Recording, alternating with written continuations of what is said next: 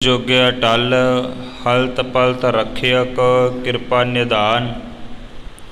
चवर छतर तखत दे मालक साहिब सतगुरु।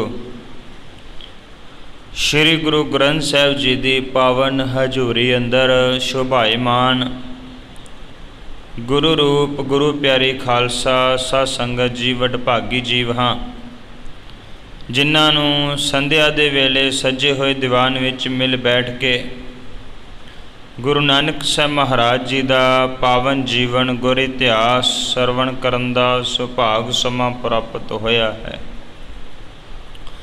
कवि संतोख सिंह जी दरसा रहे सन कि मेहता कल्याण दास जी ने गुरु नानक साहब महाराज जी नूं 20 रजतपन जिहड़े ने वो दिते है, जानी कि 20 रुपये दिते है। गुरु नानक साहब महाराज अपने साथी समेत 20 रुपये लैके जदों घरों तुरदे है कोई व्यापार करन वास्ते, वणज करन वास्ते, चंगा सौदा करन वास्ते। कवि संतोख सिंह जी आख रहे सन कि पिता जी समझाउंदे गए, पुत्र वेखी किते ऐस वारी इन्ना वधिया व्यापार करें ताकि सानू बहुत सारा लाभ धन जिहड़ा वो प्राप्त होवे। गुरु नानक साहब महाराज अपने साथी समेत जदों पिंड तो बाहर निकल के तुरे जाते हैं तो उस वक्त रस्ते दे विच कहंदे कि एक जंगल आउंदा है, उत्थे एक आश्रम आउंदा है। आश्रम दे विच कुछ साधु लोग जिहड़े सन वो अकाल पुरख वाहिगुरू की भगती कर रहे सन। गुरु नानक साहब महाराज आखदे कहंदे ऐदे तो वधिया वपार होर किहड़ा हो सकदा है, ऐदे तो वधिया होर किहड़ा वणज हो सकदा है। ये गरीब बेचारे भुखे हन, इन्हां कोल बस्तर भी कोई वधिया नहीं, आपां इन्हां नूं कोई भोजन छका दईए, कोई बस्तर इत्यादि लैके दे दईए। जेकर ये सारा कुछ करांगे तो इन्हां दे तन की जिहड़ी जरूरत है वो भी पूरी हो जाएगी। ये सब तो वधिया वणज व्यापार होवेगा। साथी ने कहा कि आ लो पैसे, जो करना कर लवो, पर मैनू ना क्यों जे पिता ने जे घर विच जाके कोई झिड़किया जां कुछ कहा। तो गुरु नानक साहब महाराज पैसे लैके वो जिहड़ा उत्थों दा मुखिया संत सी, संत रैनदास, उहदे अगे जाके रख दिते।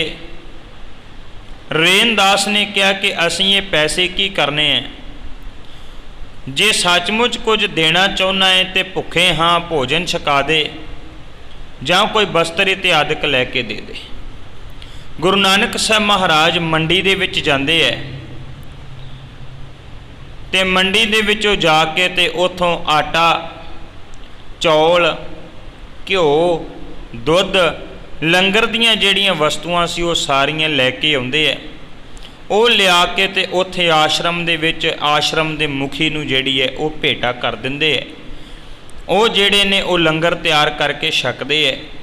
कवि संतोख सिंह जी अज दी इस इतिहास की लड़ी दे नाल सानू की समझाउणगे। इस इतिहास की लड़ी नाल जुड़न वास्ते आप समूह संगत एक बार रसना तो उच्चारण करियो। सारे आखियो जी सतनाम वाहिगुरु साहिब जी।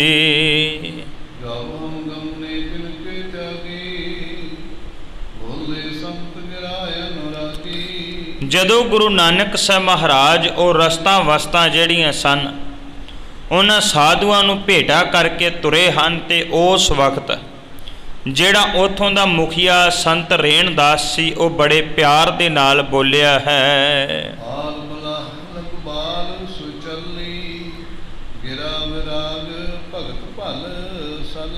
वो जिहड़ा उत्थों दा मुखिया संत सी संत रैनदास, वो कहंदा बालक दी उम्र भावें छोटी है। गुरु नानक साहब महाराज दे परथाए कह रहा है, कहंदा बालक दी उम्र भावें छोटी है पर यह बड़ा मर्यादा परशोत्तम है, मर्यादा की पालना करने वाला है। ये भगती का वैराग का घर है, भाव भगत भी है और वैराग दे नाल भगती दे नाल भरिया होया है।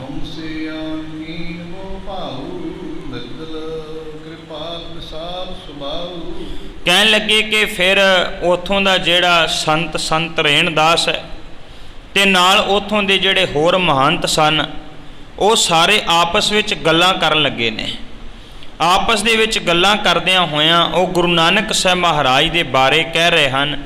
ਕਹਿੰਦੇ ਕਿ ਇਹ ਬੜੇ ਕੋਮਲ ਸੁਭਾਅ ਦਾ, ਬੜੇ ਸਹਿਜਤਾ ਵਾਲੇ ਸੁਭਾਅ ਦਾ ਮਾਲਕ ਹੈ।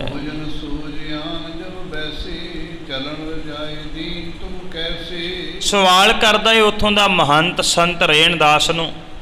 ਕਹਿੰਦਾ ਵੀ ਜਦੋਂ ਉਹਨਾਂ ਨੇ ਲਿਆ ਕੇ ਸਾਨੂੰ ਰਸਤਾਂ ਦੇ ਦਿੱਤੀਆਂ ਨੇ ਭੋਜਨ ਬਣਾਉਣ ਵਾਸਤੇ, ਤੇ ਫਿਰ ਤੁਸੀਂ ਉਹਨਾਂ ਨੂੰ ਜਾਣ ਦੀ ਆਗਿਆ ਕਿਉਂ ਦੇ ਦਿੱਤੀ? ਉਹਨਾਂ ਨੂੰ ਲਾਗੇ ਬਿਠਾਉਣਾ ਸੀ, ਪ੍ਰਸ਼ਾਦਾ ਉਹ ਤਿਆਰ ਕਰਦੇ ਨਾਲ, ਤੁਸੀਂ ਉਹਨਾਂ ਨੂੰ ਜਾਣ ਵਾਸਤੇ ਕਿਉਂ ਕਿਹਾ ਹੈ? ਸੁਨ ਮਹੰਤ ਬੋਲਿਓ ਬਰਬਾਨੀ, ਏਕੋ ਪਰਮ ਪੁਰਖ ਸੁਖਦਾਨੀ। ਕਹਿਣ ਲੱਗੇ ਕਿ ਫਿਰ ਉਹਨਾਂ ਦਾ ਮੁਖੀਆ ਜਿਹੜਾ ਹੈ ਉਹ ਅੱਗੋਂ ਜਵਾਬ ਦਿੰਦਾ ਹੈ। ਉਹਨੇ ਬੜਾ ਸ੍ਰੇਸ਼ਟ ਭਾਵ ਉੱਤਮ ਬਚਨ ਕੀਤਾ ਹੈ, ਤੇ ਉਹ ਬਚਨ ਹੈ, ਕਹਿੰਦਾ ਕੋਈ ਪਰਮ ਪੁਰਖ ਸੁੱਖਾਂ ਦਾ ਦਾਤਾ ਸੀ ਜਿਹੜਾ ਸਾਨੂੰ ਇਹ ਭੇਟਾ ਕਰਕੇ ਗਿਆ ਹੈ। ਕਲਾਵਾਨ ਗਿਆਨੀ ਗੁਣ ਖਾਨੀ, ਦੁਰਿਓ ਰਹੇ ਗਏ ਰਹੇ ਨ ਜਾਨੀ। ਉਸ ਆਸ਼ਰਮ ਦਾ ਮੁਖੀਆ ਕਹਿ ਰਿਹਾ ਹੈ, ਕਹਿੰਦਾ ਕਿ ਮੈਂ ਉਹਨੂੰ ਇਸ ਕਰਕੇ ਜਾਣ ਦਿੱਤਾ ਕਿਉਂਕਿ ਉਹ ਬਹੁਤ ਸਾਰੀਆਂ ਸ਼ਕਤੀਆਂ ਦਾ ਮਾਲਕ, ਉਹ ਗਿਆਨਵਾਨ, ਉਹ ਗੁਣਾਂ ਦੀ ਖਾਨ ਹੈ, ਉਹ ਬਹੁਤ ਸਾਰੇ ਗੁਣਾਂ ਦੇ ਨਾਲ ਭਰਿਆ ਹੋਇਆ ਹੈ। ਇਸ ਕਰਕੇ ਉਹ ਗੁਣਾਂ ਦੇ ਨਾਲ ਭਰਪੂਰ ਸੀ। ਮੈਂ ਉਹਦੇ ਕੋਲੋਂ ਲੰਗਰ ਜਿਹੜਾ ਪ੍ਰਸ਼ਾਦਾ ਜਿਹੜਾ ਤਿਆਰ ਨਹੀਂ ਸੀ ਕਰਵਾ ਸਕਦਾ।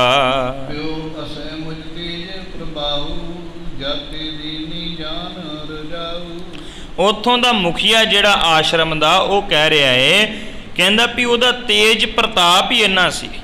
ਦੇਖੋ ਤੇਜ ਪ੍ਰਤਾਪ ਵੀ ਉਹੀ ਵੇਖ ਸਕਦਾ ਜਿਹੜਾ ਖੁਦ ਪਰਮਾਤਮਾ ਦੀ ਭਗਤੀ ਦੀ, ਵੈਰਾਗ ਦੀ ਕੋਈ ਸੂਝ ਰੱਖਦਾ ਹੋਵੇ। ਸੋਨੇ ਦੀ ਕੀਮਤ, ਹੀਰੇ ਦੀ ਕੀਮਤ ਉਹੀ ਜਾਣ ਸਕਦਾ ਹੈ ਜਿਹੜਾ ਖੁਦ ਸੁਨਿਆਰਾ ਹੋਵੇ, ਜਿਹੜਾ ਹੀਰਿਆਂ ਦਾ ਵਪਾਰ ਕਰਨ ਵਾਲਾ ਹੋਵੇ। ਤੇ ਜਿਹਨੇ ਕਦੇ ਹੀਰਾ ਵੇਖਿਆ ਹੀ ਨਹੀਂ, ਉਹਦੇ ਭਾਅ ਦਾ ਤੇ ਇੱਕ ਪੱਥਰ ਹੈ। ਜਿਹਨੂੰ ਪਤਾ ਹੀ ਕੁਝ ਨਹੀਂ, ਉਹਦੇ ਭਾਅ ਦਾ ਤੇ ਪੱਥਰ ਹੈ। ਉਹਨੇ ਕਿਉਂਕਿ ਕਦੇ ਉਹਦੀ ਪਹਿਚਾਣ ਨਹੀਂ ਕੀਤੀ, ਕਦੇ ਉਹਦੀ ਸਾਂਝ ਨਹੀਂ ਬਣੀ, ਕਦੇ ਉਹਦਾ ਵਾਹ ਨਹੀਂ ਪਿਆ।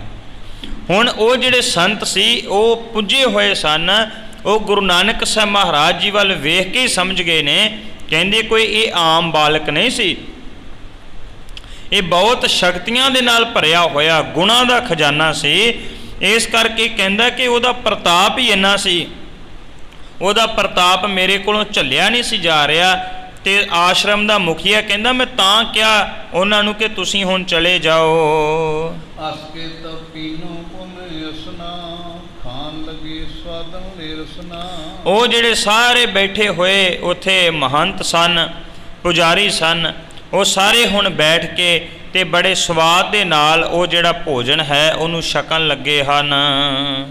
ਸਿਤਾ ਕ੍ਰਿਤ ਮਿਲਿਓ ਸੰਪਾਈਸ, ਸੰਤ ਸ਼ੁਦਾਤਰ ਤ੍ਰਿਪਤੇ ਖਾਈਸ। ਕਹਿਣ ਲੱਗੇ ਕਿ ਹੁਣ ਉਹ ਸਾਰੇ ਸੰਤ ਜਿਹੜੇ ਸਨ ਭੁੱਖੇ ਸਨ, ਉਹ ਖੰਡ ਘਿਓ ਖੀਰ ਰਲਾ ਕੇ ਭਾਵ ਜਿਹੜਾ ਭੋਜਨ ਤਿਆਰ ਕੀਤਾ ਸੀ ਉਹਨੂੰ ਖਾ ਰਹੇ ਹਨ ਤੇ ਖਾ ਕੇ ਤ੍ਰਿਪਤ ਹੋ ਰਹੇ ਹਨ। ਮਨ ਪ੍ਰਸੀਦ ਹੈ ਬਚਨ ਬਖਾਨੇ, ਏਕ ਕਰਤਾਰ ਪ੍ਰਯੋ ਹਮ ਜਾਣੇ। ਉਹਨਾਂ ਨੇ ਭੋਜਨ ਛਕ ਕੇ ਤੇ ਬੜੇ ਖੁਸ਼ ਹੋਏ। ਜਦੋਂ ਫਿਰ ਇੱਕੋ ਹੀ ਗੱਲ ਆਖੀ, ਕਹਿਣ ਲੱਗੇ ਵੀ ਗੁਰੂ ਜੀ ਨੂੰ ਭਾਵ ਇਸ ਬਾਲਕ ਭਾਵ ਗੁਰੂ ਨਾਨਕ ਸਾਹਿਬ ਮਹਾਰਾਜ ਜੀ ਨੂੰ ਪਰਮੇਸ਼ਰ ਨੇ ਆਪ ਘੱਲਿਆ ਹੈ। ਇਹ ਆਪਣੇ ਆਪ ਨਹੀਂ ਆਏ, ਕਹਿੰਦੇ ਮਾਲਕ ਨੇ ਕਿਰਪਾ ਕਰਕੇ ਸਾਨੂੰ ਭੇਜਿਆ। ਅਸੀਂ ਭੁੱਖੇ ਸੀ ਤੇ ਇਹਨੇ ਆਣ ਕੇ ਸਾਨੂੰ ਭੋਜਨ ਛਕਾਇਆ ਹੈ। ਜਦੋਂ ਸਰੀਰ ਧਾਰ ਕਰਤਾਰਾ, ਨਲੀਨ ਸੁਧ ਦੀਨ ਹਾਰਾ। ਉਹ ਸਾਰੇ ਬੈਠੇ ਹੋਏ ਸਾਧੂ ਪੁਰਸ਼ ਮਹੰਤ ਕਹਿ ਰਹੇ ਸਨ, ਇਉਂ ਲੱਗਦਾ ਹੈ ਕਿ ਪ੍ਰਮਾਤਮਾ ਨੇ ਮਨੁੱਖੀ ਸਰੀਰ ਧਾਰਨ ਕਰ ਲਿਆ ਹੈ। ਸਾਡੇ ਵਰਗੇ ਜਿਹੜੇ ਲੋਕ ਹੈ ਇਹਨਾਂ ਦੀ ਸਾਰ ਲੈਣ ਵਾਸਤੇ, ਇਹਨਾਂ ਦਾ ਖਿਆਲ ਰੱਖਣ ਵਾਸਤੇ।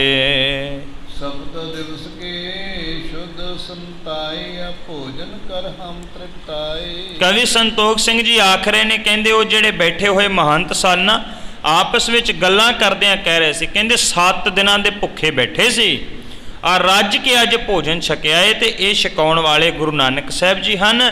ਤੇ ਕਹਿੰਦੇ ਲੱਗਦਾ ਹੈ ਉਸ ਗੁਰੂ ਨਾਨਕ ਸਾਹਿਬ ਜੀ ਨੂੰ ਪ੍ਰਮਾਤਮਾ ਨੇ ਆਪ ਭੇਜਿਆ ਹੋਵੇ। ਹੇ ਸ਼੍ਰੀ ਨਾਨਕ ਪੁਨ ਇਦ੍ਰਿਸ਼ ਗਮਨੰ, ਅਰਧ ਪੰਥ ਪਹੁੰਚੇ ਗੁਣ ਭਾਵਨੰ। ਦੂਸਰੇ ਪਾਸੇ ਗੁਰੂ ਨਾਨਕ ਸਾਹਿਬ ਮਹਾਰਾਜ ਉਹਨਾਂ ਭੁੱਖੇ ਹੋਏ ਜਿਹੜੇ ਸਾਧੂ ਸਨ ਉਹਨਾਂ ਨੂੰ ਭੋਜਨ ਛਕਾ ਕੇ ਵਾਪਸ ਆ ਰਹੇ ਸਨ। ਜਦੋਂ ਨਗਰ ਦੇ ਵੱਲ ਤੁਰੇ ਜਾ ਰਹੇ ਹਨ, ਪਿੰਡ ਦੇ ਵੱਲ ਤੁਰੇ ਜਾ ਰਹੇ, ਤੇ ਰਸਤੇ ਦੇ ਵਿੱਚ ਕੁਝ ਸੋਚਦੇ ਪਏ ਹਨ। ਸੋਚ ਬਮੋਚਨ ਸੋਚਣ ਲਾਗੇ, ਹਟ ਕਤ ਚਿਤ ਪਰ ਪ੍ਰਹੇ ਨ ਆਗੇ। ਕਹਿਣ ਲੱਗੇ ਮਨ ਹੀ ਮਨ ਸੋਚਾਂ ਜਿਹੜੀਆਂ ਉਹ ਸੋਚੀ ਜਾ ਰਹੇ ਨੇ। ਤੇ ਕਵੀ ਸੰਤੋਖ ਸਿੰਘ ਕਹਿੰਦੇ ਆ ਕਿ ਦਿਲ, ਪੈਰ, ਕਦਮ ਜਿਹੜੇ ਉਹ ਵੀ ਨਿੱਕੇ ਨਿੱਕੇ ਕਦਮ ਰੁਕਦੇ ਜਾ ਰਹੇ ਹਨ ਪਿੰਡ ਵਾਲੇ ਪਾਸੇ ਨੂੰ ਜਾਣ ਤੋਂ।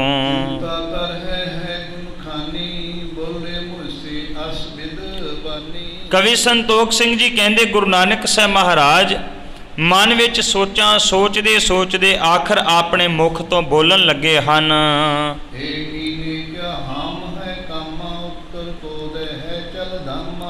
ਗੁਰੂ ਨਾਨਕ ਸਾਹਿਬ ਮਹਾਰਾਜ ਆਪਣੇ ਸਾਥੀ ਨੂੰ ਆਖਦੇ, ਕਹਿੰਦੇ ਵੀ ਇਹ ਵਣਜ ਤੇ ਕੀਤਾ ਏ, ਵਪਾਰ ਤੇ ਕੀਤਾ ਏ, ਵਪਾਰ ਬਹੁਤ ਵਧੀਆ ਹੈ, ਪਰ ਹੁਣ ਘਰ ਜਾ ਕੇ ਉੱਤਰ ਕੀ ਦੇਣਾ ਹੈ?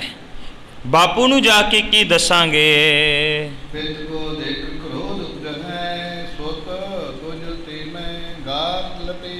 ਸਤਿਗੁਰੂ ਗੁਰੂ ਨਾਨਕ ਸਾਹਿਬ ਮਹਾਰਾਜ ਕਹਿੰਦੇ ਨੇ ਪਿਤਾ ਨੂੰ ਤੇ ਗੁੱਸਾ ਬਹੁਤ ਆਉਂਦਾ ਹੈ।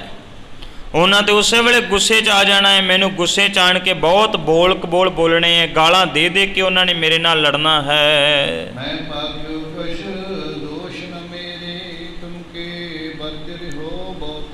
ਜਿਹੜਾ ਨਾਲ ਸਾਥੀ ਗਿਆ ਏ ਉਹ ਕਹਿੰਦਾ, ਹੱਥ ਜੋੜ ਕੇ ਅੱਗੋਂ ਕਹਿੰਦਾ ਗੁਰੂ ਨਾਨਕ ਸਾਹਿਬ ਮਹਾਰਾਜ ਨੂੰ, ਕਹਿੰਦਾ ਮੇਰਾ ਕੋਈ ਦੋਸ਼ ਨਹੀਂ ਜੇ, ਮੇਰਾ ਨਹੀਂ ਕੋਈ ਕਸੂਰ, ਮੈਂ ਤੁਹਾਨੂੰ ਬੜਾ ਵੰਜਿਆ ਸੀ ਇਹੋ ਜਿਹਾ ਵਪਾਰ ਕਰਨ ਤੋਂ, ਪਰ ਤੁਸੀਂ ਮੇਰੀ ਇੱਕ ਗੱਲ ਨਹੀਂ ਸੁਣੀ, ਇਸ ਕਰਕੇ ਮੈਂ ਕੋਈ ਦੋਸ਼ੀ ਨਹੀਂ ਹਾਂ। ਆਪ ਜਾਣ ਕੇ ਕੀਨ ਕੋ ਕਾਜੂ, ਚਿਤ ਕਿਉਂ ਚਿਤ ਧਰੀ ਤੁਮ ਆਜੂ। ਕਹਿਣ ਲੱਗੇ ਸਾਥੀ ਆਖਦਾ ਏ, ਕਹਿੰਦਾ ਹੈ ਕਿ ਤੁਸੀਂ ਜਾਣ ਬੁੱਝ ਕੇ ਗਲਤ ਕੰਮ ਕੀਤਾ ਹੈ। ਗੁਰੂ ਨਾਨਕ ਸਾਹਿਬ ਮਹਾਰਾਜ ਨੂੰ ਕਹਿ ਰਿਹਾ, ਕਹਿੰਦਾ ਤੁਸੀਂ ਜਾਣ ਕੇ ਗਲਤ ਕੰਮ ਕੀਤਾ ਹੈ, ਹੁਣ ਕਿਉਂ ਚਿੰਤਾ ਲਾਈ ਹੋਈ ਹੈ, ਕਿਉਂ ਚਿੰਤਾ ਦੇ ਵਿੱਚ ਫਸੇ ਹੋਏ ਹੋ? ਆਪ ਜਿਮ ਹੋਏ ਸੋ ਸੋਰੀਤੀ, ਸੁਧੀ ਹੋਏ ਅਥਵਾ ਬੇਪ੍ਰੀਤੀ। ਕਹਿਣ ਲੱਗੇ ਕਿ ਹੁਣ ਕਿਉਂ ਸੋਚਦੇ ਹੋ?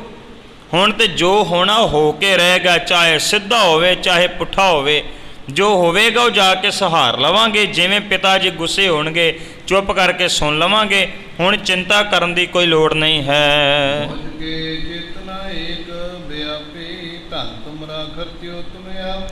ਸਾਥੀ ਆਖਦਾ, ਕਹਿੰਦਾ ਮੈਨੂੰ ਕਾਹਦੀ ਚਿੰਤਾ ਹੈ, ਤੁਹਾਡਾ ਧਨ ਸੀ, ਤੁਸੀਂ ਖਰਚ ਲਿਆ, ਜਿੱਦਾਂ ਮਰਜ਼ੀ ਖਰਚਿਆ, ਚੰਗੇ ਥਾਂ ਖਰਚਿਆ, ਮਾੜੇ ਥਾਂ ਖਰਚਿਆ, ਤੁਹਾਡਾ ਸੀ, ਤੁਸੀਂ ਖਰਚਣਾ ਸੀ, ਇਸ ਕਰਕੇ ਮੈਨੂੰ ਕੋਈ ਚਿੰਤਾ ਨਹੀਂ ਹੈ।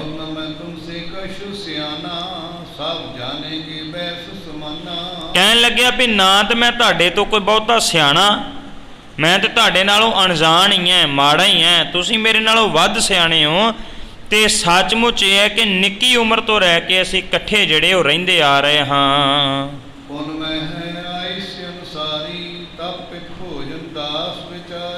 ਕਹਿਣ ਲੱਗੇ ਕਿ ਮੈਂ ਤੇ ਤੁਹਾਡੇ ਪਿਤਾ ਜੀ ਦੇ ਹੁਕਮ ਅਨੁਸਾਰ ਆਇਆ ਹਾਂ। ਤੁਹਾਡੇ ਪਿਤਾ ਜੀ ਨੇ ਨੌਕਰ ਨੂੰ ਜਿਹੜਾ ਭੇਜ ਕੇ ਮੈਨੂੰ ਹੁਕਮ ਭੇਜਿਆ ਸੀ ਤੇ ਮੈਂ ਤਾਂ ਕਰਕੇ ਤੁਹਾਡੇ ਨਾਲ ਆ ਗਿਆ ਹਾਂ। ਦੋਸ਼ ਨਾ ਮਮ ਪਰ ਨਾਨਹਿ ਕਰਮ ਸੁਭਾਸਨ ਤੁਮਰੇ ਜਾਣੈ। ਸਾਥੀ ਆਖਦਾ, ਕਹਿਣ ਲੱਗਿਆ ਵੀ ਮੇਰਾ ਇਹਦੇ ਵਿੱਚ ਕੋਈ ਦੋਸ਼ ਨਹੀਂ, ਸ਼ੁਭ ਕੰਮ ਹੋਇਆ ਅਸ਼ੁਭ ਹੋਇਆ, ਚੰਗਾ ਹੋਇਆ ਮਾੜਾ ਹੋਇਆ, ਇਹ ਸਾਰੇ ਦਾ ਸਾਰਾ ਤੁਹਾਡਾ ਹੀ ਕੀਤਾ ਹੋਇਆ ਏ, ਇਹਦੇ ਵਿੱਚ ਤੁਹਾਡਾ ਹੀ ਕਸੂਰ ਮੰਨਿਆ ਜਾਏਗਾ, ਮੇਰਾ ਕੋਈ ਕਸੂਰ ਨਹੀਂ ਹੈ।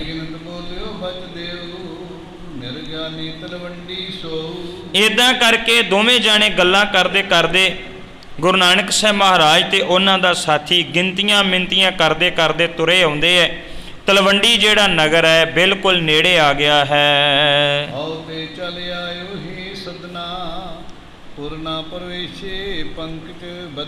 ਜਿਹੜਾ ਤੇ ਸਾਥੀ ਸੀ ਉਹ ਚੱਲ ਕੇ ਆਪਣੇ ਘਰ ਆ ਗਿਆ, ਪਰ ਗੁਰੂ ਨਾਨਕ ਸਾਹਿਬ ਮਹਾਰਾਜ ਜੀ ਜਿਹੜੇ ਸਨ ਉਹ ਤਲਵੰਡੀ ਦੇ ਵਿੱਚ ਨਹੀਂ ਆਏ, ਉਹ ਨਗਰ ਤੋਂ ਬਾਹਰ ਹੀ ਠਹਿਰ ਗਏ ਹਨ। ਏਕ ਤਾਲ ਜਲਹੀਨ ਜਦੂਰੀ ਤੈ ਬੈਸੇ ਬੈਸਕ ਜਿੰਤੂ ਦੂਰੀ। ਸਤਿਗੁਰੂ ਗੁਰੂ ਨਾਨਕ ਸਾਹਿਬ ਮਹਾਰਾਜ ਜੀ ਜਿਹੜੇ ਸਨ ਤਲਵੰਡੀ ਦੇ ਵਿੱਚ ਆਉਣ ਦੀ ਬਜਾਏ ਇੱਕ ਤਲਵੰਡੀ ਤੋਂ ਬਾਹਰ ਸੁੱਕਾ ਹੋਇਆ ਤਲਾਬ ਸੀ, ਉਸ ਤਲਾਬ ਦੇ ਕੰਢੇ ਦੇ ਉੱਪਰ ਆਮ ਲੋਕ ਜਿਹੜੇ ਬੈਠਿਆ ਕਰਦੇ ਸੀ। ਸਤਿਗੁਰੂ ਗੁਰੂ ਨਾਨਕ ਸਾਹਿਬ ਮਹਾਰਾਜ ਵੀ ਉੱਥੇ ਬੈਠ ਗਏ ਹਨ। ਸੁਨਿਓ ਜਬ ਆਇਓ ਘਰ ਬਾਲਾ, ਭਇਓ ਹੌਲ ਕਾਲੂ ਤਤਕਾਲ ਕਾਲਾ। ਕਹਿਣ ਲੱਗੇ ਜਦੋਂ ਹੁਣ ਦੂਸਰੇ ਪਾਸੇ ਮਹਿਤਾ ਕਲਿਆਣ ਦਾਸ ਜੀ ਨੂੰ ਪਤਾ ਲੱਗਾ ਜਿਹੜੇ ਸਾਥੀ ਨੂੰ ਗੁਰੂ ਨਾਨਕ ਸਾਹਿਬ ਦੇ ਨਾਲ ਭੇਜਿਆ ਸੀ ਉਹ ਤਾਂ ਆਪਣੇ ਘਰ ਆ ਗਿਆ ਹੈ।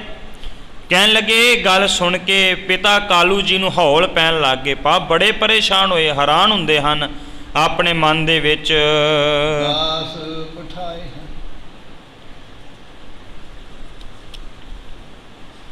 ਦਾਸ ਪਠਾਏ ਮੁਝੇ ਬੁਲਵਾਇਆ, ਕਰੋ ਬਲੋਕਨ ਬਚਨੇ ਲਾਇਆ। ਕਹਿਣ ਲੱਗੇ ਉਸੇ ਵੇਲੇ ਪਿਤਾ ਕਾਲੂ ਜੀ ਨੇ ਆਪਣਾ ਇੱਕ ਨੌਕਰ ਭੇਜਿਆ ਮੇਰੇ ਘਰ ਦੇ ਵਿੱਚ। ਭਾਵ ਜਿਹੜਾ ਗੁਰੂ ਨਾਨਕ ਸਾਹਿਬ ਦਾ ਸਾਥੀ ਸੀ ਉਹਦੇ ਘਰ ਦੇ ਵਿੱਚ ਨੌਕਰ ਭੇਜਿਆ ਤੇ ਨੌਕਰ ਭੇਜ ਕੇ ਉਸੇ ਵੇਲੇ ਉਹਨੂੰ ਸੱਦਿਆ ਹੈ। ਅਹੰਕਾਰ ਕਿਕ ਨਾਨਕ ਕਹਿਵਾ, ਤਜੋ ਸੰਗ ਕਿਉ ਪਾਛੇ ਰਹਿਵਾ। ਕਹਿਣ ਲੱਗੇ ਪਿਤਾ ਕਾਲੂ ਜੀ ਨੇ ਬੜੀ ਔਖੀ ਜੀ ਕੌੜੀ ਜੀ ਨਿਗਾਹ ਦੇ ਵੱਲ ਉਹ ਸਾਥੀ ਵੱਲ ਤੱਕਿਆ ਤੇ ਤੱਕ ਕੇ ਪੁੱਛਿਆ ਵੀ ਦੱਸ ਨਾਨਕ ਕਿੱਥੇ ਹੈ। ਵੰਜੋ ਵੰਜ ਕਰੋ ਤੋ ਨਾਹੀ, ਬਿੰਦੇ ਸੁਧ ਗਾਏ ਨਿਜ ਮਾਹੀ। ਪਿਤਾ ਕਾਲੂ ਜੀ ਕਹਿਣ ਲੱਗੇ ਕਹਿੰਦੇ ਦੱਸ ਕਿਹੜਾ ਵਪਾਰ ਕਰਕੇ ਆਏ ਹੋ, ਕਿਹੜਾ ਵਣਜ ਕੀਤਾ ਹੈ, ਕੋਈ ਵਣਜ ਕੀਤਾ ਵੀ ਹੈਗਾ ਕਿ ਨਹੀਂ ਕੀਤਾ, ਨਾਲੇ ਤੂੰ ਮੈਨੂੰ ਦੱਸੇ ਬਿਨਾ ਆਪਣੇ ਘਰ ਕਿੱਦਾਂ ਚਲਿਆ ਗਿਆ।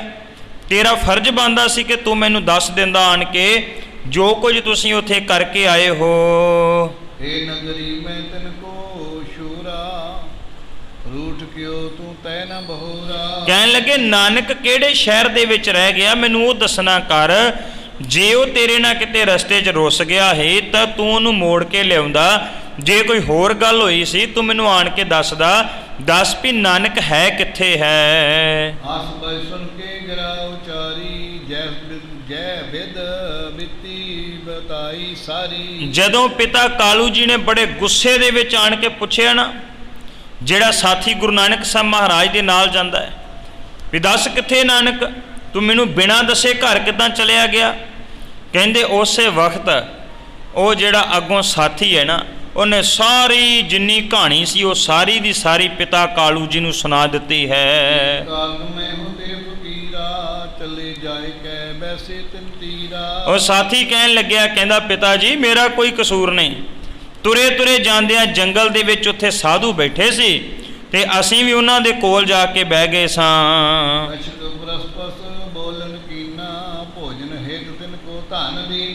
ਕਹਿਣ ਲੱਗੇ ਉਹਨਾਂ ਦੇ ਨਾਲ ਜਾ ਕੇ ਬੈਠ ਕੇ ਥੋੜੀ ਬਹੁਤੀ ਗੱਲਬਾਤ ਹੋਈ। ਗੱਲਬਾਤ ਕਰਨ ਤੋਂ ਬਾਅਦ ਉਹ ਸਾਰਾ ਧਨ ਜਿਹੜਾ ਏ ਉਹਨਾਂ ਨੂੰ ਭੋਜਨ ਖਵਾਉਣ ਵਾਸਤੇ ਉਹਨਾਂ ਨੂੰ ਦੇ ਦਿੱਤਾ ਹੈ।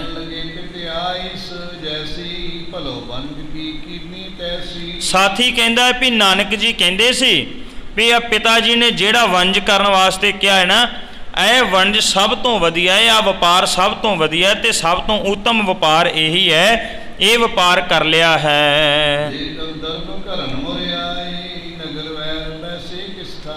ਕਹਿਣ ਲੱਗੇ ਸਾਰਾ ਧਨ ਦੇ ਕੇ ਤੇ ਉਹ ਸਾਧੂਆਂ ਨੂੰ ਵਾਪਸ ਆ ਗਏ ਹੈ। ਹੁਣ ਗੁੱਸੇ ਤੋਂ ਡਰਦੇ ਹੋਏ ਜਿਹੜੇ ਹੈ ਉਹ ਬਾਹਰ ਬੈਠੇ ਹੋਏ ਹਨ।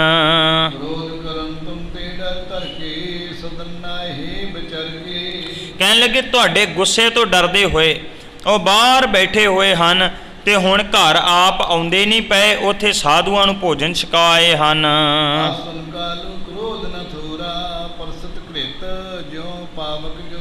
ਕਹਿਣ ਲੱਗੇ ਇਹ ਗੱਲ ਸੁਣਦੀ ਦੇਰ ਸੀ ਪਿਤਾ ਕਾਲੂ ਜੀ ਬੜੇ ਗੁੱਸੇ ਦੇ ਵਿੱਚ ਆ ਗਏ। ਗੁੱਸੇ ਦੇ ਵਿੱਚ ਆਏ ਇਦਾਂ ਆਉਂਦੇ ਜਿੱਦਾਂ ਕਿਤੇ ਬਲਦੀ ਹੋਈ ਅੱਗ ਦੇ ਉੱਪਰ ਹੋਰ ਘਿਓ ਪਾ ਦਈਏ। ਕਵੀ ਸੰਤੋਖ ਸਿੰਘ ਕਹਿੰਦੇ ਨੇ ਅੱਗੇ ਹੀ ਪਹਿਲਾਂ ਬੜੇ ਗੁੱਸੇ 'ਚ ਸੀ, ਹੁਣ ਜਦੋਂ ਸੁਣਿਆ ਵੀ 20 ਰੁਪਈਏ 20 ਰਜਤ ਪਨ ਵੀ ਉਜਾੜ ਕੇ ਆ ਗਏ, ਸਾਧੂਆਂ ਨੂੰ ਭੋਜਨ ਛਕਾ ਕੇ ਆ ਗਏ। ਕਹਿੰਦੇ ਪਿਤਾ ਜੀ ਬੜੇ ਗੁੱਸੇ ਦੇ ਵਿੱਚ ਆਏ ਹਨ ਤੇ ਜ਼ੋਰ ਦੀ ਬੋਲਣ ਲੱਗੇ ਹਨ।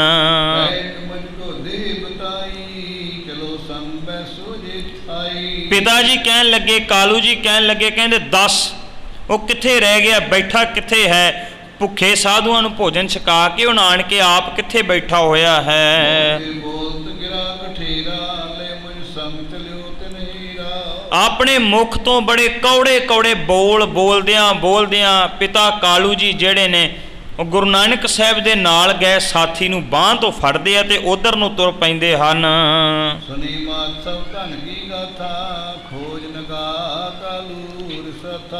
ਦੂਜੇ ਪਾਸੇ ਮਾਤ ਤ੍ਰਿਪਤਾ ਜੀ ਜਿਹੜੇ ਹੈ ਉਹਨਾਂ ਨੇ ਜਦੋਂ ਸਾਰੀ ਕਹਾਣੀ ਸੁਣੀ ਵੀ ਪਿਤਾ ਹੁਣ ਬੜੇ ਗੁੱਸੇ ਦੇ ਵਿੱਚ ਹੈ ਤੇ ਉਹ ਵੀ ਜਿਹੜੇ ਹਨ ਉਹਨਾਂ ਨੂੰ ਪਤਾ ਲੱਗ ਜਾਂਦਾ ਹੈ ਕਿ ਪਿਤਾ ਕਾਲੂ ਜੀ ਹੁਣ ਜਿਹੜੇ ਹਨ ਉਹ ਗੁਰੂ ਨਾਨਕ ਸਾਹਿਬ ਨੂੰ ਲੱਭਣ ਵਾਸਤੇ ਜਾ ਰਹੇ ਹਨ।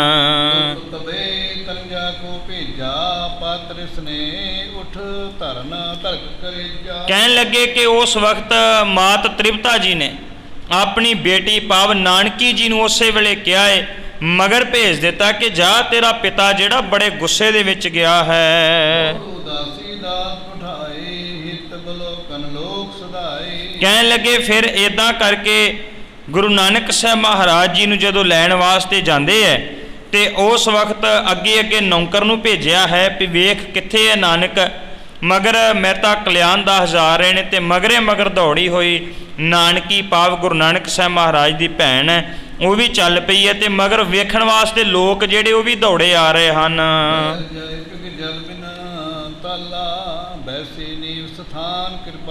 ਕਹਿਣ ਲੱਗੇ ਨਗਰ ਤੋਂ ਬਾਹਰ ਪਿੰਡ ਤੋਂ ਬਾਹਰ ਜਿਹੜਾ ਸੁੱਕਾ ਹੋਇਆ ਤਲਾਅ ਸੀ ਨਾ ਉੱਥੇ ਗੁਰੂ ਨਾਨਕ ਸਾਹਿਬ ਮਹਾਰਾਜ ਜੀ ਜਿਹੜੇ ਸਨ ਨੀਵੀਂ ਜੀ ਪਾ ਕੇ ਬੈਠੇ ਹੋਏ ਸਨ।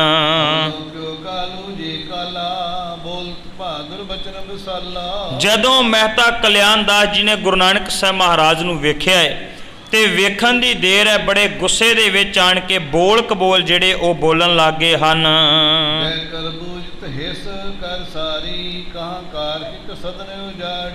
ਬੜੇ ਗੁੱਸੇ ਦੇ ਵਿੱਚ ਆਣ ਕੇ ਮਹਿਤਾ ਕਲਿਆਣ ਦਾਸ ਜੀ ਗੁਰੂ ਨਾਨਕ ਸਾਹਿਬ ਮਹਾਰਾਜ ਨੂੰ ਆਖਦੇ, ਕਹਿੰਦੇ ਦੱਸ ਪੈਸੇ ਕਿੱਥੇ ਹੈ?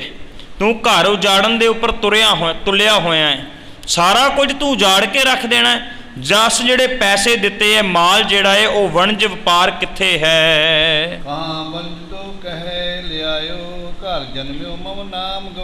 ਕਹਿਣ ਲੱਗੇ ਵੀ ਜਿਹੜਾ ਵਣਜ ਕਰਕੇ ਲਿਆਇਆ ਵਪਾਰ ਕਰਕੇ ਲਿਆਇਆ ਨਾ ਉਹ ਕਿੱਥੇ ਹੈ?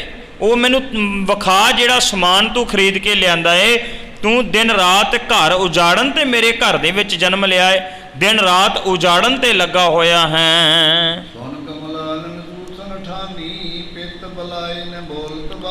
ਗੁਰੂ ਨਾਨਕ ਸਾਹਿਬ ਮਹਾਰਾਜ ਨੀਵੀਂ ਪਾ ਕੇ ਚੁੱਪ ਕਰਕੇ ਖੜੇ ਹਨ। ਚੁੱਪ ਵੱਟ ਕੇ ਜਿਹੜੇ ਹਨ ਪਿਤਾ ਜੀ ਬੁਲਾਈ ਜਾ ਰਹੇ ਨੇ। ਗੁਰੂ ਨਾਨਕ ਸਾਹਿਬ ਮਹਾਰਾਜ ਕੁਝ ਵੀ ਅੱਗੋਂ ਬੋਲੇ ਨਹੀਂ ਹਨ।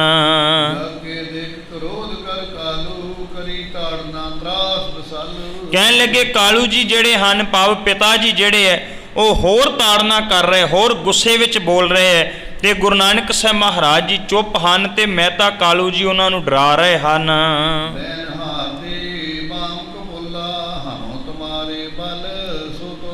ਕਹਿਣ ਲੱਗੇ ਵੀ ਮਹਿਤਾ ਕਾਲੂ ਜੀ ਇੰਨੇ ਗੁੱਸੇ ਦੇ ਵਿੱਚ ਆ ਗਏ ਕਿ ਉਹਨਾਂ ਨੇ ਗੁਰੂ ਨਾਨਕ ਸਾਹਿਬ ਮਹਾਰਾਜ ਜੀ ਦੀ ਖੱਬੀ ਗੱਲ ਦੇ ਉੱਪਰ ਬੜੀ ਜ਼ੋਰ ਦੀ ਇੱਕ ਚਪੇੜ ਜਿਹੜੀ ਹੈ ਉਹ ਵੀ ਮਾਰ ਦਿੱਤੀ ਹੈ।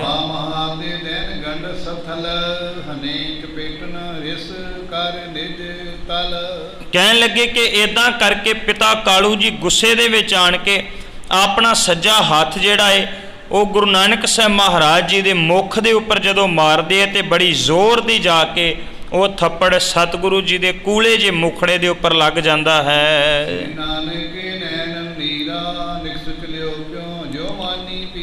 ਕਵੀ ਸੰਤੋਖ ਸਿੰਘ ਜੀ ਕਹਿੰਦੇ ਜਦੋਂ ਗੁਰੂ ਨਾਨਕ ਸਾਹਿਬ ਮਹਾਰਾਜ ਜੀ ਦੇ ਕੋਮਲ ਮੁਖੜੇ ਦੇ ਉੱਪਰ ਜਾ ਕੇ ਥੱਪੜ ਲੱਗਦਾ ਹੈ ਨਾ, ਜਦੋਂ ਪੀੜ ਹੁੰਦੀ ਹੈ ਤੇ ਫਿਰ ਨੈਣਾ ਦੇ ਵਿੱਚੋਂ ਨੀਰ ਪਾਣੀ ਵਗਣ ਲੱਗ ਪੈਂਦਾ ਹੈ।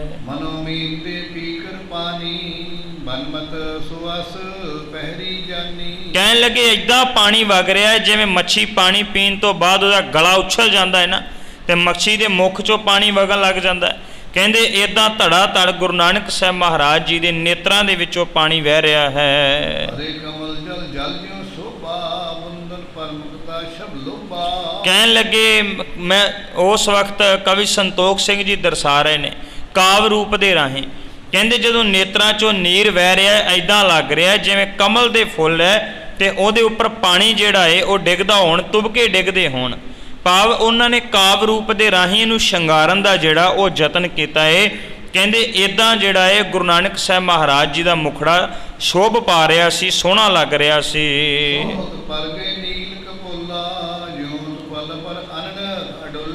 ਕਹਿਣ ਲੱਗੇ ਕਿ ਜਿਵੇਂ ਕਮਲ ਦੇ ਫੁੱਲ ਹੋਣ ਤੇ ਉਹਦੇ ਆਲੇ ਦੁਆਲੇ ਆਣ ਕੇ ਭੋਰੇ ਜਿਹੜੇ ਹੈ ਨਾ ਉਹ ਆਣ ਕੇ ਟਿਕ ਜਾਂਦੇ ਹੈ। ਇਦਾਂ ਗੁਰੂ ਨਾਨਕ ਸਾਹਿਬ ਮਹਾਰਾਜ ਜੀ ਦਾ ਮੋਤੀਆਂ ਵਰਗਾ ਚਮਕਦਾ ਹੋਇਆ ਮੁਖੜਾ ਤੇ ਉਹਦੇ ਵਿੱਚੋਂ ਨੀਰ ਜਿਹੜਾ ਹੈ ਉਹ ਡਿੱਗਦਾ ਪਿਆ ਹੈ।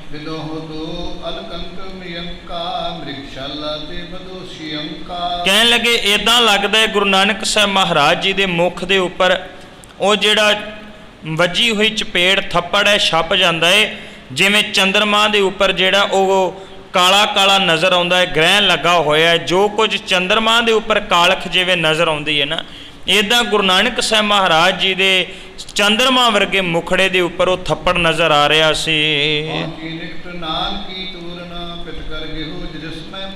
ਕਹਿੰਦੇ ਕਿ ਅਜੇ ਵੀ ਮਹਿਤਾ ਕਾਲੂ ਜੀ ਬੜੇ ਗੁੱਸੇ ਦੇ ਵਿੱਚ ਸਨ ਤੇ ਗੁੱਸੇ ਵਿੱਚ ਬੋਲ ਰਹੇ ਸਨ। ਇਹਨਾਂ ਚਿਰ ਨੂੰ ਤੁਰੰਤ ਨਾਨਕੀ ਜੀ ਜਿਹੜੀ ਹੈ ਉਹ ਕੋਲ ਪਹੁੰਚ ਜਾਂਦੀ ਹੈ ਤੇ ਜਾ ਕੇ ਪਿਤਾ ਦਾ ਹੱਥ ਫੜ ਲੈਂਦੀ ਹੈ। ਜਿੰਨੇ ਲੋਕ ਮਗਰ ਵੇਖਣ ਵਾਲੇ ਆਏ ਸਨ, ਪਿੰਡ ਦੇ ਦੌੜੇ ਆ ਰਹੇ ਸਨ, ਉਹਨਾਂ ਵੀ ਸਾਰਿਆਂ ਨੇ ਜਦੋਂ ਵੇਖਿਆ ਤੇ ਉਹਨਾਂ ਨੇ ਵੀ ਮਹਿਤਾ ਕਾਲੂ ਜੀ ਨੂੰ ਬਹੁਤ ਵਰਜਿਆ ਹੈ, ਸਮਝਾਇਆ ਹੈ। ਗੁਰੂ ਨਾਨਕ ਸਾਹਿਬ ਮਹਾਰਾਜ ਨੂੰ ਪ੍ਰੇਮ ਕਰਨ ਵਾਲੇ ਜਿਹੜੇ ਲੋਕ ਸਨ, ਉਹਨਾਂ ਨੇ ਗੁਰੂ ਨਾਨਕ ਸਾਹਿਬ ਮਹਾਰਾਜ ਜੀ ਦੇ ਪਵਿੱਤਰ ਮੁਖੜੇ ਨੂੰ ਜਿਹੜਾ ਉਹ ਸਾਫ਼ ਕੀਤਾ ਹੈ, ਭਾਵ ਉਹਨਾਂ ਦੇ ਮੂੰਹ ਨੂੰ, ਉਹਨਾਂ ਦੀਆਂ ਅੱਖਾਂ ਨੂੰ ਸਾਫ਼ ਕਰਨ ਲੱਗੇ ਹਨ ਲੋਕ।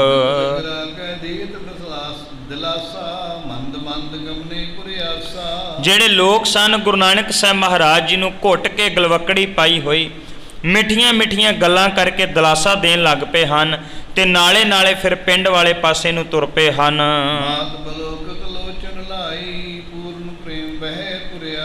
ਮਾਤ ਭਾਵ ਮਾਤ ਤ੍ਰਿਪਤਾ ਜੀ ਜਿਹੜੇ ਉਹ ਵੀ ਅਗਲਵਾਂਡੀ ਲੈਣ ਵਾਸਤੇ ਆਏ ਨੇ, ਉਹ ਵੀ ਆਪਣੇ ਪੁੱਤਰ ਦਾ ਰਾਹ ਵੇਖ ਰਹੇ ਸਨ ਤੇ ਰੀਝ ਲਾ ਲਾ ਕੇ ਤੱਕ ਰਹੇ ਸਨ।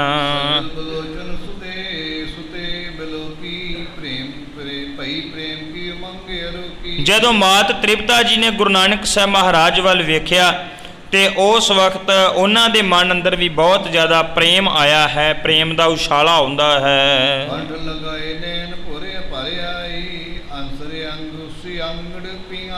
ਕਹਿਣ ਲੱਗੇ ਵੀ ਉਸ ਵਕਤ ਫਿਰ ਉਹਨਾਂ ਨੇ ਗੁਰੂ ਨਾਨਕ ਸਾਹਿਬ ਮਹਾਰਾਜ ਜੀ ਨੂੰ ਆਪਣੀ ਗਲਵੱਕੜੀ ਦੇ ਵਿੱਚ ਲੈ ਲਿਆ। ਗੁਰੂ ਨਾਨਕ ਸਾਹਿਬ ਮਹਾਰਾਜ ਜੀ ਨੂੰ ਉਹਨਾਂ ਨੇ ਆਪਣੇ ਗਲ ਦੇ ਨਾਲ ਲਾ ਕੇ ਤੇ ਉਹਨਾਂ ਦੇ ਜਿਹੜੇ ਅੱਖਾਂ ਦੇ ਵਿੱਚੋਂ ਵਗੇ ਹੋਏ ਅੰਜੂ ਸੀ ਉਹਨਾਂ ਨੂੰ ਸਾਫ਼ ਕੀਤਾ ਹੈ। ਗੁਰੂ ਨਾਨਕ ਸਾਹਿਬ ਮਹਾਰਾਜ ਜੀ ਤਲਵੰਡੀ ਨਗਰ ਦੇ ਵਿੱਚ ਆਣ ਕੇ ਪ੍ਰਵੇਸ਼ ਕਰਦੇ ਹੈ। ਮਾਤ ਤ੍ਰਿਪਤਾ ਜੀ ਜਿਹੜੇ ਹਨ ਉਹਨਾਂ ਨੂੰ ਆਣ ਕੇ ਗੁਰੂ ਨਾਨਕ ਸਾਹਿਬ ਮਹਾਰਾਜ ਜੀ ਨੂੰ ਮਿਲਦੇ ਹੈ